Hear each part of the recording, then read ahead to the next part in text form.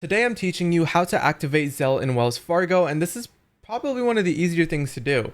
What you're going to want to do is head over to the Wells Fargo website, go ahead and put in your username and your password, and then hit sign on. Afterwards, it'll lead you to your account summary. So this is basically just proof that I do use Wells Fargo, and this is my account right here. And what we're going to want to do is activate Zelle, because as you can see, even if you hit transfer pay and select this one, this will then lead you to this page, but this isn't Zelle. This is simply the in-house wire transfer that you're able to do. So what we're trying to do is Zelle. So what you're going to want to do is go over to Wells Fargo Online Banking /Zelle. And if you can't find this, literally just Google Wells Fargo Zelle and it'll give you this link. Why this link is important is it gives you a direct way to just sign into your account and then activate Zelle just like that. So that's one of the easiest methods out there. Go ahead and click this sign in and it'll lead you to this page.